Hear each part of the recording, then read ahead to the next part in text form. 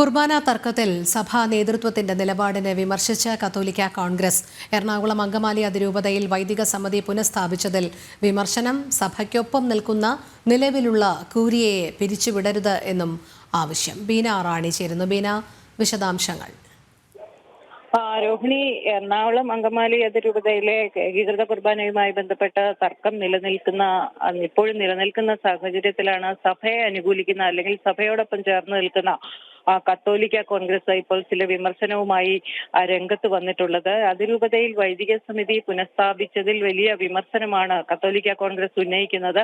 ഒപ്പം തന്നെ സഭയെ അവഹേളിക്കുന്ന ചിലരെ വൈദിക സമിതിയിൽ ഉൾപ്പെടുത്തിയതും വലിയ പ്രതിഷേധം ഉയർത്തുന്നതായി ഇവർ പ്രസ്താവനയിൽ പറയുന്നുണ്ട്.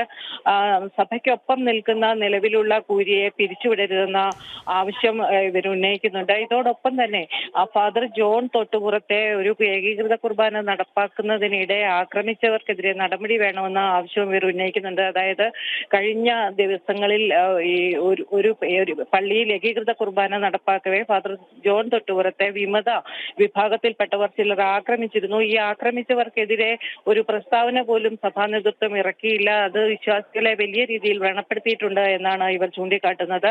അവർക്കെതിരെ കൃത്യമായ നടപടി വേണമെന്ന ആവശ്യവുമാണ് ഇവർ ഉന്നയിക്കുന്നത്. ഈ ആവശ്യങ്ങളെല്ലാം ഉന്നയിച്ച major archbishop Mar Raphael തട്ടിലിനും ഒപ്പം തന്നെ എറണാകുളം അങ്കമാലി അതിരൂപത അഡ്മിനിസ്ട്രേറ്റർ മാർ ജോസഫ് ആംബ്ലാനിക്കും കത്തോലിക്ക കോൺഗ്രസ് നേതൃത്വം കത്തയച്ചിട്ടുണ്ട്. എന്തായാലും ഏകീകൃത കുർബാന തർക്കവുമായി ബന്ധപ്പെട്ട പ്രശ്നങ്ങൾ ഇപ്പോഴും നിലനിൽക്കുമ്പോൾ വിമത വിഭാഗം അവരുടെ നിലപാടിൽ ഉറച്ചു നിൽക്കുകയും സഭ വിവിധ രീതിയിൽ പ്രശ്നങ്ങൾ പരിഹരിക്കാനുള്ള ശ്രമം തുടരുകയും ഇതിനിടെ സംഘർഷമുണ്ടാകുകയും ചെയ്യുന്ന സാഹചര്യം വീണ്ടും ഉണ്ടാകുന്നു എന്നതാണ് എടുത്തു പറയേണ്ടത്.